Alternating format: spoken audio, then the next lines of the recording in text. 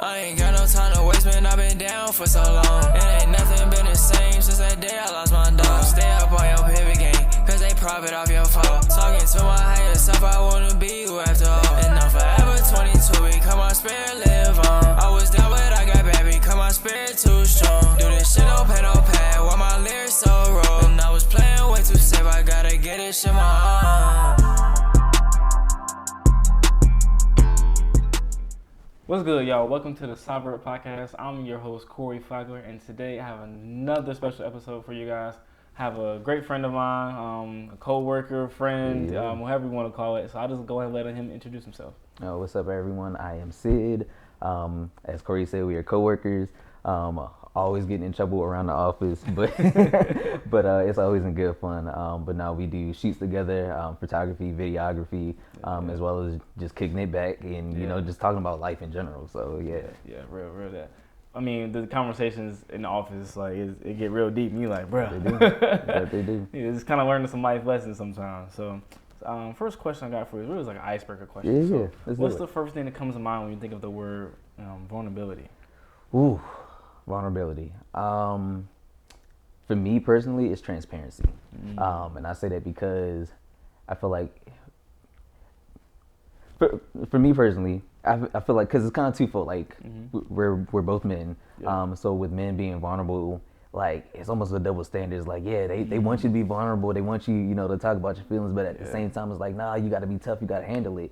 So for me personally, vulnerability is just being transparent, is allowing yourself to have the grace to be like, no, it is okay to let somebody, get closer to you. It is okay to talk to somebody. It is okay to open yourself up and allow yourself to be, I don't want to say weak, but more accessible. Like you kind of break down those walls and you actually allow somebody to be like, okay, here's my problems, and let that person help you. Got you. Yeah. No, that's real. And I think a lot of, especially when it comes to men, we talk about men in society. I always say, we men to express themselves and but it's kind of weird because it's like two sides to it. Because now it's like you don't want to express yourself too much because then you seem soft, right? And you don't want to keep everything in because now you seem like you too hard. You don't express yourself at all. Yeah. So I definitely agree. When it comes to me, I think vulnerability, very similar to what you said. I think it's just being able to have those hard talks and being able to be open when it comes to more, not just being able to, say how you feel, but also being able to, listen to how others feel. Some people just, they're not vulnerable enough to be able to hear and listen to what other people, how they feel. That's facts. So I think that's another, aspect to it. Yeah. No, that's facts. That's facts. So we can jump right into it, man. First question I got for you is, how has your experience of grief, shaped your perception of loss and resilience?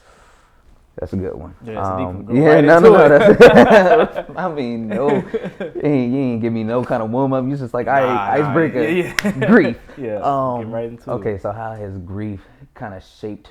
Say it one more time. How did it shape? Your perception of loss. My perception of loss. Yeah. Okay.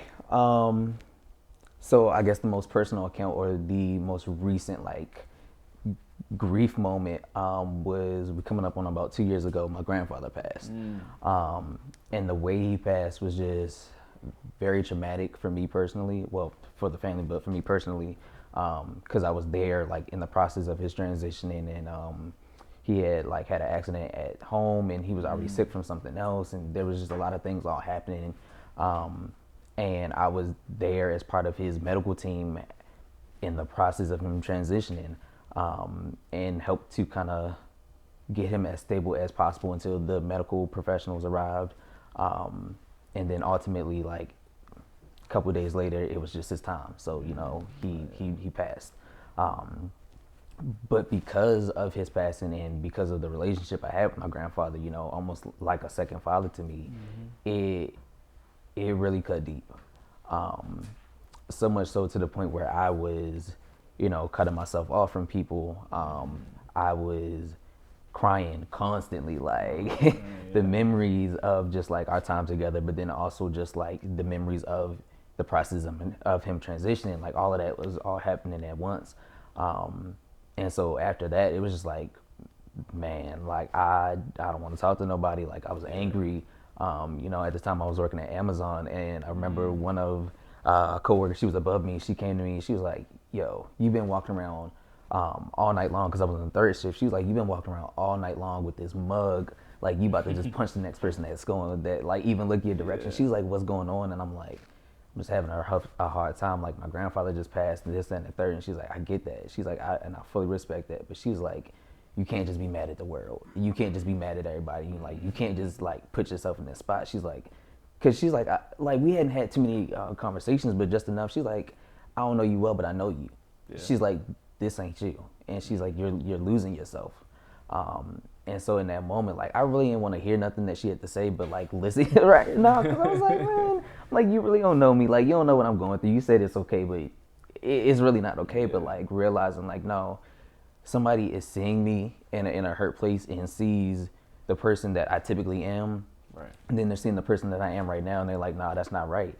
And like the more she talked to me, the more I kind of relaxed, and I had to just be like, "All right, let me actually hear what she has to say."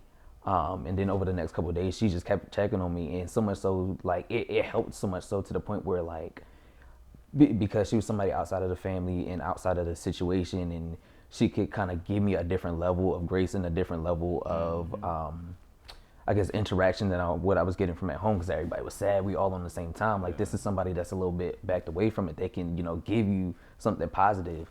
Yeah. It made me be like, no, I need to go look for this person and be like, hey, I'm having a good day today. Like, no, I was excited to tell somebody like, no, today I feel a little bit better, and know that like, nah, this person is listening and they actually do care to know how I'm feeling. So hope that answered the question. Yeah, no, that did. Like you laid it all out right there for me. And I from my own experience, I've lost some people in my family, but my thing is I've never, at least personally, I never felt close to the ones that I've lost. Yeah. At least close enough to where I would, it would change my everyday life. And I'm grateful, right. For sure. I'm grateful that I haven't yet, because I've lost both my grandfathers. One when I was really young, and the other one is I just wasn't close with. Right. He honestly, I saw him pass away, in the hallway of, right outside my room. Man. But it was just the whole time I didn't really know him. I never really went over there a few times, but it wasn't like I had a relationship with him. And I saw the way it affected like my mom. And I was hurt because I couldn't relate. Yeah. Okay. And and that kind of just hit me, on a certain level. I'm like, I wish I could. I'm not saying like I wish somebody would die, but right. Like I wish that I could relate and be able to. Somebody passed away, they're crying. I'm like, I don't.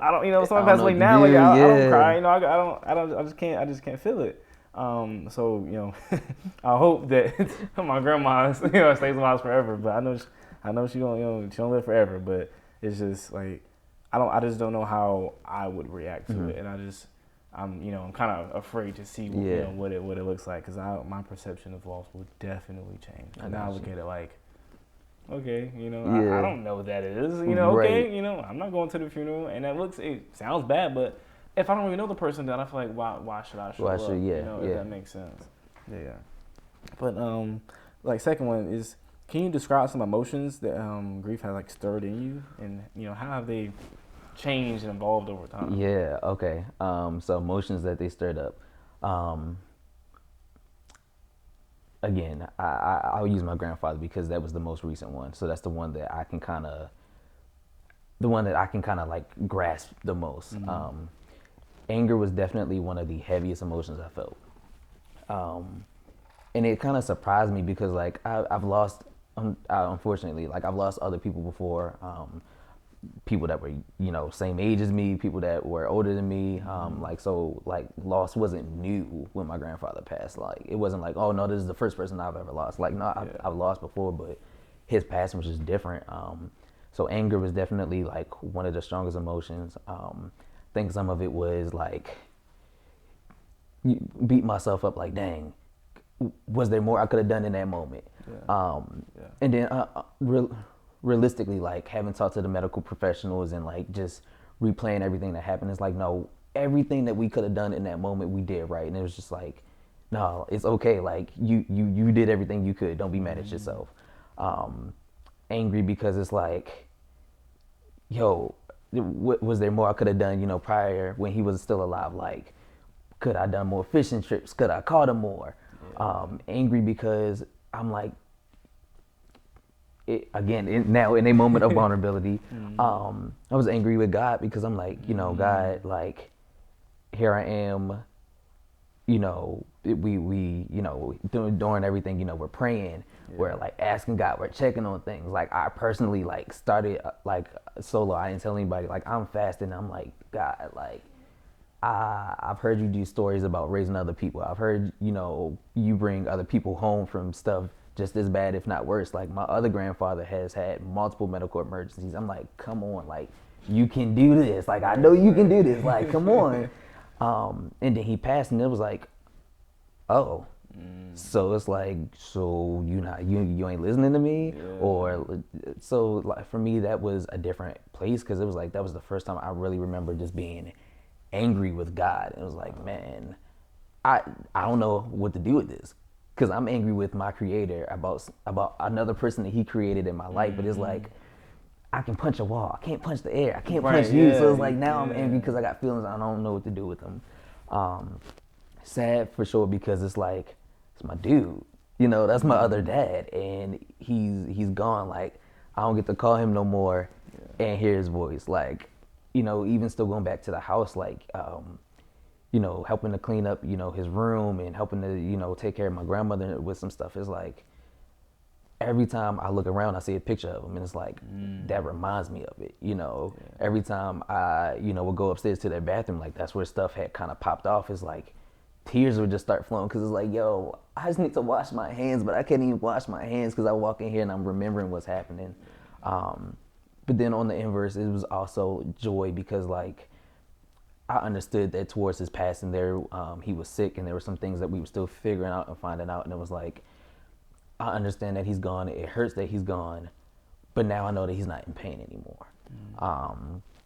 And I'm happy because it's like I still have all these great memories and I have all these great lessons that he's taught me. And now it's like, okay, I am, you know, I do have other cousins, and I have another male cousin, Mike. You know, you know Mike. But like because Mike has a different father than I do, you know, he's not, you know, quote unquote a Briley by last name. So it's like I'm his namesake. So it's like, yo, even though he's gone, I still carry his last name. It's like I get the pride of being the person, you know, from his generation to carry on his name. So a mix of emotions, but you know, they kind of came and went, and there was just a influx of them, but navigated them just kind of day by day. Yeah.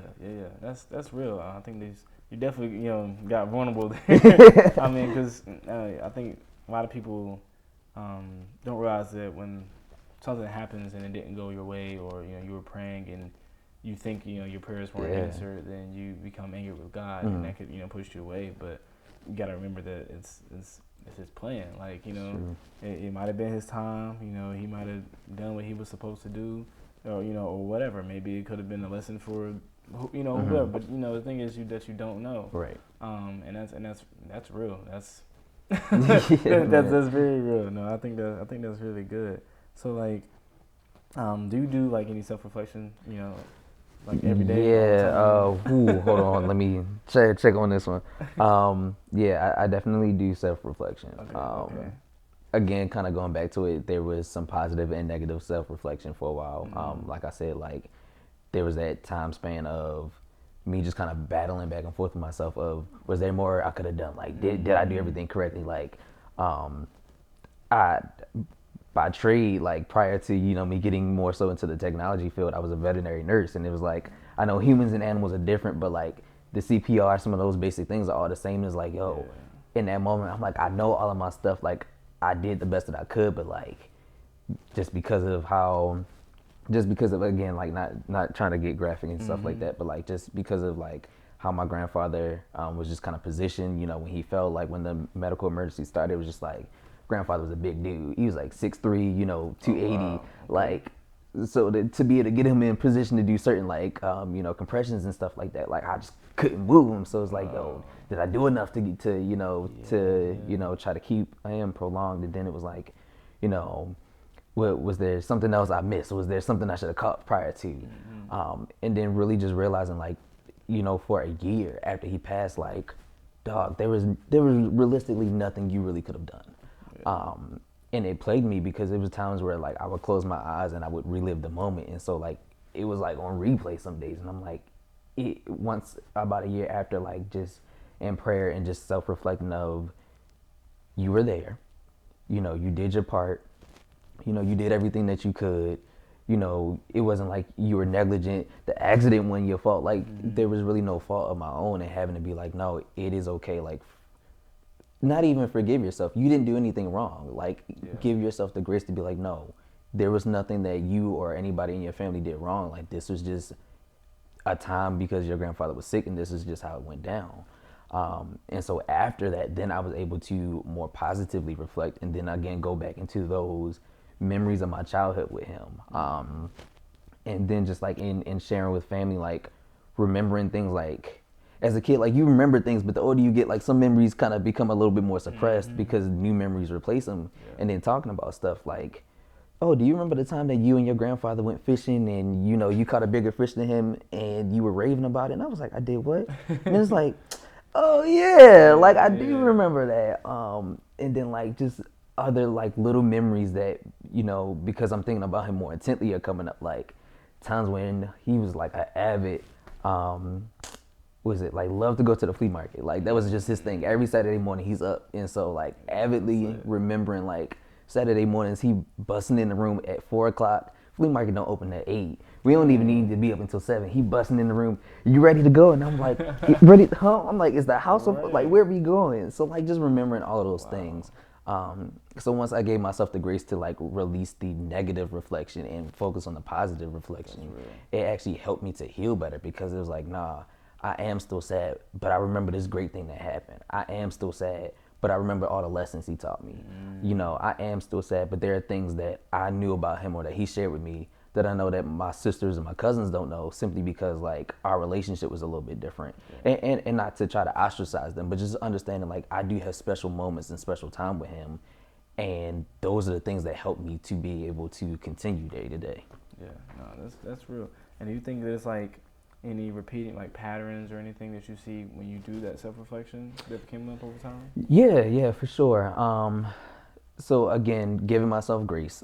So because of that reflection and because of that time, allowing myself to feel my emotions, which is a big thing for me, just because like I'm the only boy, you know, out of two sisters. And then again, I'm a guy. So like that whole emotions thing is just kind of jaded at times, but like, no, like it is okay for you to feel all the emotions that you have, and understanding like I wouldn't be able to cry if I didn't have tear ducts. Like I have tear ducts. Like you're gonna cry. Like let yourself cry. Like let yourself be okay with having those emotions.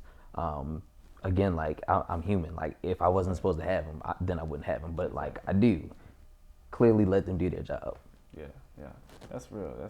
I think, and you know, grief can definitely be put into many different categories, whether it's a heartbreak, losing a pet, losing a loved one, you know, losing a job, like, you know, all of this is, you know, different types of grief. So like I can agree when it comes to you know, just let yourself feel, you know? You know, you can definitely try to distract yourself with many different things. Have you ever like felt yourself kind of giving yourself distractions instead of facing, you know, the feelings? Yo, for sure. And again, in positive and negative ways. You know, everybody kind of handles it differently, and not just, you know, of course my grandfather, but like you said, there are other forms of grief. I think a lot of times when we think grief, we think about, or we correlate it to situations where we've lost somebody or we've lost something. It's like, no, you can actually grieve somebody or something that's still here.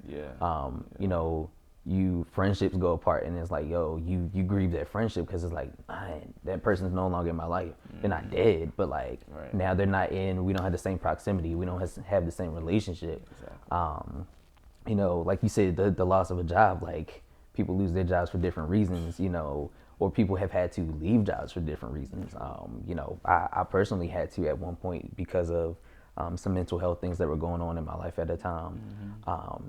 And it sucked because I remember talking to my boss during the process of me leaving, and we both sat on the phone and cried together because it was like she was a great person, like still is. I still have a great relationship with her. We still talk, but like just because of what was going on mental health wise, like I needed to take a step away.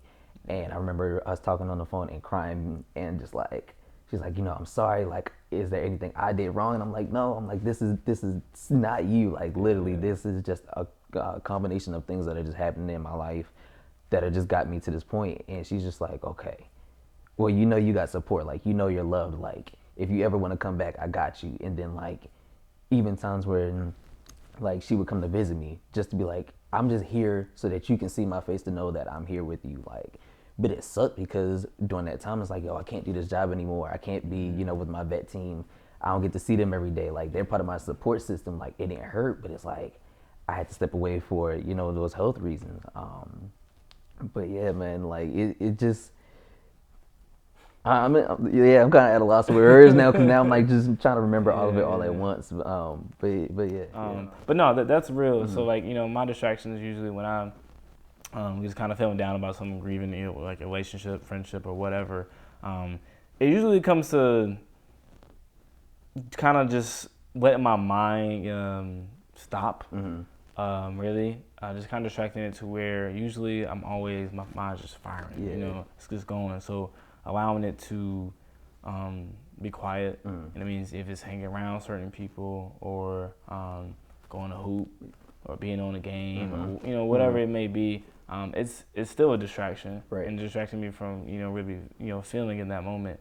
And it kind of is amazing how there's so many distractions. That it can be a distraction. You don't even think. I mean, going to work is a distraction, because you like, I'm gonna get this bread, but now you're like, another person's working too much. Yeah. Because now you're like, but if I stay home, I'm gonna be in my thoughts. You know what I mean? So, is there anything like specifically distractions that like even recently, or anything where you like, this was distracting me from your thoughts? So kind of similar to you, like I put myself in like this place of being a workaholic, because it was like, and honestly, it wasn't even about the money for me. Like, like I was profiting from working, but for me it was more so, if I gotta focus on the medications for this dog, or if I gotta focus on we going in surgery this day, or making it more current, like if I gotta focus on running one of my digital sessions, or if I gotta focus on a photo shoot, it's like I don't have time to worry about the emotions. Like I literally can't feel anything else, because if I feel anything else and I slip up, somebody's pet is dying, or we losing bread, I'm missing a shot, like so it like I really didn't have the time to allow those emotions to have that place when I was putting myself into work. But then on like positive notes, it was like, okay, I got all this energy, I got all this influx of emotion, like I gotta figure out something else to do with it. Started like rock climbing, and going to the rock climbing gym, because I was like, might as well work out. I can't focus on nothing else, like let me do that. And rock climbing became very cathartic for me, because it was like, again, another situation of you dangling, because I do like low level rock climbing, like I don't use the rope. I do something called bouldering, which is like you pretty much rock climb, and you can do it inside or outside. I'm doing the inside because I ain't about to hurt myself. But essentially you're free climbing, so you climbing up smaller walls that aren't as high, but you don't have no strap, no support. Like it's just you, your hands, your feet, and so mat at the bottom. Right in that mat. So that helped, because it was like, again, it's like I can't focus on anything else. I really gotta focus on where's my hand gonna go, where's my foot gonna go, because it's really like you dangling 10, 12 feet off the floor. It's like. It's a mat, like it still hurt when you fall, but you ain't gonna die dropping from the 60 feet. But still, it's like, no, I gotta focus on this puzzle, and it's like, no, I can solve this. Like I can put attention to this, because this is something I can actually fix. No, that's real. Rock climbing, that's actually, I've been one time, and it was actually very fun. Man. I can definitely, and I think that working out, a lot of people do take, especially like I say social media wise, when they get heartbroken or whatever, they always take going to the gym. They always say, "Oh, guess we about to see him in the gym." Right. I'm like, why is it always the gym? And I thought about it to myself, like and I went through something recently. I'm like, but the gym is not where I want to go. You know what I mean? I was like, I don't want to trap myself with the gym, because now I'm pumping this weight, pumping the iron, and I'm like, but now it's all in your thoughts is anger. Yeah. Because, you know, you're like, you know, next time I see her, next time she see me or whatever, you know, I'm about to be jacked. Right. Like, nah, bro, like, you know, get out of that. Yeah, like, you know, exactly. now you're angry at her and you putting that anger into getting weight, which is cool. You know, you working on your body, but now like you're not really doing anything to your mind. Because when you go back on it and you think about memories or whatever, you haven't moved on. You just, you know, now you're jacked and you got a 6-pack or whatever. So when it comes to me, I just now anyway, I say I try to take my time to really think about it. So if I'm driving in the car, I put some music playing. I'm really just sitting there reminiscing. You know what I mean? True. Most of the time, I'm sitting there just reminiscing. I try to focus on the good things, and just kind of going like, you know what, like you said earlier, you know, with your grandfather, is on the positive. Yeah. You know, because in the negative kind of really puts you. I think that folks on the negative put you down even more than folks on the positive. Because now you look at the positive outlook and you're like, you know, the time was good. Right. I'm not taking it for granted. So, you know, I think I can be better off, you know, afterwards. So that's just a little something anyway. You know, I didn't want to get too deep in there, but I got you. and we're wrapping it up a little bit. So I got, you know, about 1 or 2 more questions for you. Let's do it. So how do you try to prevent, you know, self-reflection? Because, you know, we do it all the time. When you wake up, and you brush your teeth, like we self-reflecting all the time. So how do you prevent it from becoming a source of self-criticism or doubt, you know, of those past decisions that you've made? And for honesty, I haven't always. That's right. And I can only speak for me. Yeah.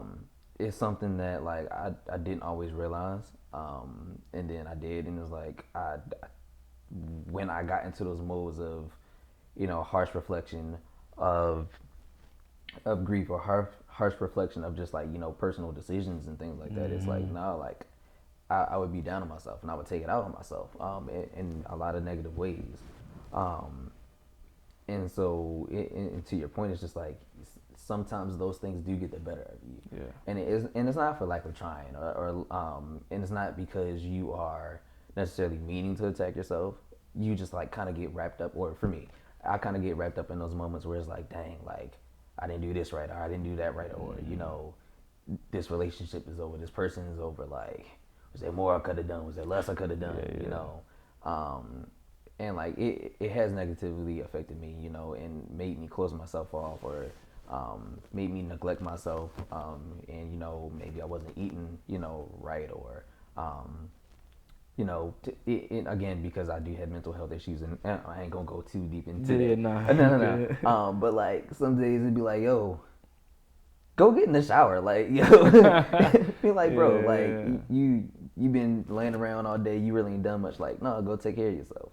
Right. But then again, on the inverse, on the positive side of the is when I do get into those modes or in those moments, it's like, no, like again, giving yourself the grace to be like, nah, we've done the self-reflection, like we've gone all the way there. Like sometimes, you know, we've gone a little bit too far on the negative. Like, no, now let's look at the positive. Like, okay, this, that, and the third didn't go right, or you know, because we've been talking about grief. Like, no, the person is gone. Like, this is what's happened. This is how it's affected you. But now we can push forward. Like, now we can give yourself the grace to kind of keep moving. And not just sit in that moment. So like, yeah, sometimes those emotions do kind of get the better of you, and there's not necessarily one, you know, end all be all way that it's like, no, like you don't allow yourself to go, you know, to the negative end, or you know, there's not one way, or that's like, no, like you'll always keep pushing yourself forward. Like it really is a balance of sometimes you don't feel it, sometimes you do. When you do feel those good moments, like run with them, embrace them, like really be in that moment and be like, nah, like we're having a good day, bet let's have the best day that we can. Like, don't take for granted even the smallest things. Like you said, you know, you wake up, you brushing your teeth and you reflecting, it's like, nah, I'm up, I can brush my teeth, like cool, I'm taking care of myself right now. Like put a positive spin to everything, even the little things. Like, nah, I can brush my teeth, like I got running water, like everything is good at this moment, and like just run with the best of it. For sure. I think that's a solid advice, you know, for yourself and for the ones that are watching. I think that when it comes to self-reflection, is people always, I guess you can kind of look at it as like a self-reflection, self-esteem, you know, like just kind of not necessarily put all of it under an umbrella, but you know, when it comes to me, I try to remember that you know I'm him. Yeah. You know, I try to just remember, like, you know, the stuff that I have done that was, you know, that was good, that, you know, I will be fine, you know. And most people, you know, people always ask, are you okay? And you consider, I'm good, you know, I'm fine, you know what I mean? But I've started to, you know, change that answer to, nah, but I will be, you know, because I'm not going to stay like this forever, you know what I mean? And I'm not going to lie to you and say I'm fine, because I'm not, you know what I mean? You know, I'm actually like inside and I'm hurting. So I will be fine, because I'm going to get on the other side of this. I'm going to make sure I do the steps correctly to get on the other side of this. So you know, as of right now, I might be putting myself down. I might be doubting myself. You know, I'm like, nah, it's not gonna be it, or nah, I can't do it, or this, I don't think I'll ever, you know, be able to get out of this. I don't think I'll ever be happy again. You know, that stuff, those thoughts happen. But if you keep in the back of your mind that I will be okay, I think it's really like what they call it, manifesting. But I say just, you know, putting that energy out into the air, really is just you speaking in you know, to existence, and I'll be okay. Then you will be. You know what I mean? Just really like tricking yourself, and I think that I can go down a rabbit hole when it comes to tricking your mind. The whole mind over matter thing. Yeah, like, it's like real. you, but to your point, like, no, your thoughts really do control everything. And it's like, nah, you really can think yourself into a better place, or you can think yourself into a worse place. You know, like you said, you say certain things, and, you know, we call it manifesting, but like, no, like the more things that you speak into your life, whether they're good or bad, like you will follow that trail. So it's like, no, like you said, like people ask you, are you doing all right? You're like, at this moment, no, but like I will be. Like, yeah, you will be. And it's like, no, like you say, you know, you speak that, all right, I'm gonna be good. Like, it hurts right now. Like, the person walked out of my life. Like, you know, I lost this, I lost that, but it's like, no, I'm gonna be okay. Yeah, exactly. Yeah, and that's something that I feel like everybody should try. At least try. You know what I mean? You know, I don't want, you know, push my, you know, opinions on anybody. But I feel like if everybody, you know, just tries to say that I will be, it's fine. That applies to many different aspects of life. You know, you're like, are you trying your best right now? Nah, but you know what? I will. I'm trying to try my best, or I'm trying. You know, instead of, you know, become trying and doing it. Because like, you know, I ain't trying, I'm doing it. You know what I mean? You know, so I think that's rare, because a lot of people, I think, when it comes to, you know, grieving, they look at it as in I'm trying to do it. You know what I mean? I'm trying to get out the house. You know, it's more like, no, you're doing it. You're doing it. You're just you know, you're taking baby steps. You're getting there, and that's, you know, just remind yourself that you're doing it, and that you know, you will be. I think that's a big thing. So I got one last question for you. Is there any advice that you like to give, you know, to the listeners, to the viewers, when it comes to dealing with grief from all aspects of grief? What's just the best advice you can give them? Best advice I can give them with grief all around. Just advice for me too. Yeah, I got you. I'm trying to make sure I say this carefully. Embrace it, as far as like whatever's going on. Like, there is a certain level of delusion that you need to have in regards to, you know, not allowing yourself to go straight down the rabbit hole. But no, embrace whatever the situation is, you know, whether it's, you know, a loss of a family member, loss of, you know, a relationship, loss of a, you know, a pet, or whatever it is, like whatever the situation may be, like embrace it, like acknowledge, like, okay, this is happening, like this person has moved on, this thing has happened, because trying to act like, nah, it's not there, it don't hurt me, that's how you get yourself into trouble. Because then you start going down this rabbit hole of, nah, I'm good, and you don't allow yourself to feel those other emotions. So first, embrace it. By embracing it, you allow yourself that opportunity to feel those emotions and to navigate those emotions. I would say, for those who can, because I understand everybody's in a different position, you know, find the best support system you can. Whether that is a friend, whether that's journaling, whether that's, you know, another family member, whether it's like a healthy, you know, outlet. Like find something that allows you to, when you get in those real hard moments of, you know, as you go through the phases, like to have something to keep you grounded. You know, talking to somebody can be great. Like, I know like everybody has different people, but like, and that's something that I didn't really understand for a while, is like allowing myself to talk to somebody. Like, no, talking allows you to get it out of your head so that you're not the only person, you know, fumbling with the thoughts and the emotions. And not to say that, you know, you talk to somebody one time and it's like, boom, like that's the end of be all. But like share the load, like allow somebody else to be able to hear you out and to help you. You know, something I do for my family and friends now, like when they come to me with situations, is like I'll ask them like, hey, I hear what you're coming to me with. Are you looking for advice, or just somebody to listen? You know, because sometimes I know the answer. Like this time I have a little bit of advice, but like other times it's like, listen, I really don't know what to do with this situation, but I can at least hear you out, and maybe I can help you find a resource. So like allowing somebody else to be there for you. If you got a hobby, you know, keep hold of your hobby. Like again, keep yourself busy. Allow yourself, you know, that time to go rock climbing, to be on the game. You know, if you're a shopaholic, man, go buy you something. Like I know. I definitely do. Listen, I know everybody's like, nah, the money. Like, yes, the money, but also like, nah, treat yourself. Like giving yourself something in a hard time, giving yourself something in a good time. Like, no, it's okay to treat yourself. So yeah, that's my advice. You know, just embrace what you're going through. Find a support system, and allow yourself to just go through the motions, whatever the emotions are, and just take it one day at a time. No, that's real. That's very sound advice. I can definitely, when it comes to shopaholic, you know. Yeah, I know my boy. I know my boy. I am definitely one of those. I start feeling down. I start immediately. Amazon, on Nike. It's something getting bought. something is getting bought. No, definitely. But I appreciate you coming on the show. Definitely, you know, the conversation was amazing, man. I learned a lot. I hope you learned something as well. I did. Yeah. So, you know, I appreciate y'all viewing, and I'll see y'all next time. Peace.